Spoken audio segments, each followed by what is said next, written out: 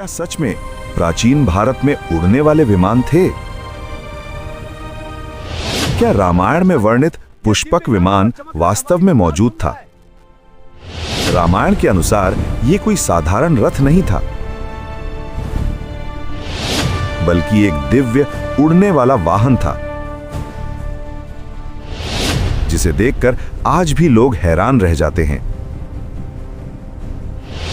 कहा जाता है यह विमान धन के देवता कुबेर का था,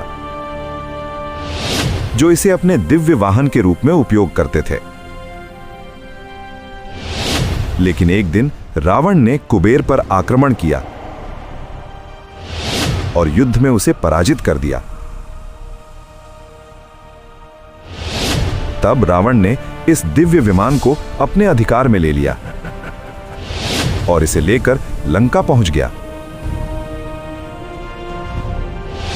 जहां से यह विमान पूरे आकाश में उड़ता था और लंका की शोभा को और भी भव्य बनाता था। रावण इस विमान से अपने राज्य को निहारता था और अपनी शक्ति पर गर्व करता था। यह विमान अपने आकार को छोटा और बड़ा कर सकता था, जिसमें एक साथ सैकड़ों लोग बैठ सकते थे। इसके अंदर महल जैसे सुंदर कक्ष बने थे,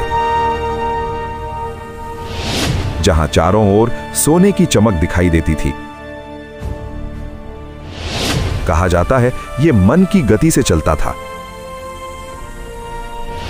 और पल भर में हजारों मील की दूरी तय कर लेता था। यह किसी भी दिशा में तुरंत मुड़ सकता था, मानो समय और दूरी इसके लिए मायने ही न रखते हों।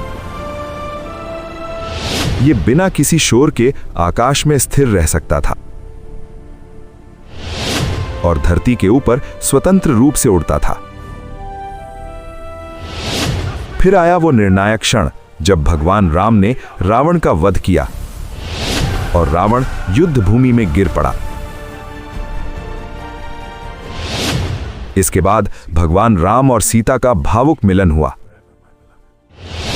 लक्ष्मण भी उनके साथ खड़े थे।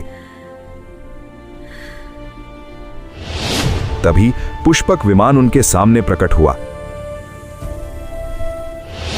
भगवान राम, सीता और लक्ष्मण के साथ उस विमान में सवार हुए और वो विमान धीरे धीरे आकाश की ओर उठने लगा।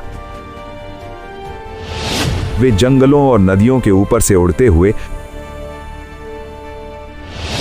अपने राज्य अयोध्या की ओर बढ़ रहे थे।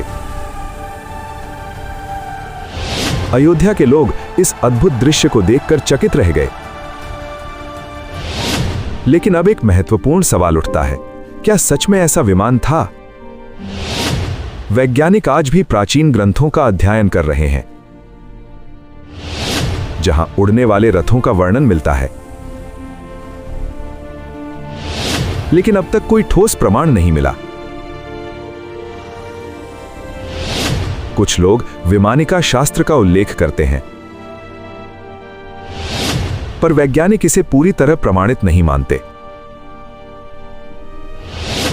इतिहासकार मानते हैं यह एक प्रतीक भी हो सकता है। राम ने इसे वापस लौटा दिया। तो क्या पुष्पक विमान वास्तव में था,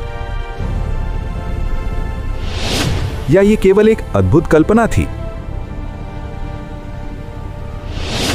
यह रहस्य आज भी इतिहास के पन्नों में छुपा हुआ है। अगर आपको ऐसी रहस्यमयी और ज्ञानवर्धक कहानियां पसंद हैं, तो अभी इस चैनल को सब्सक्राइब करें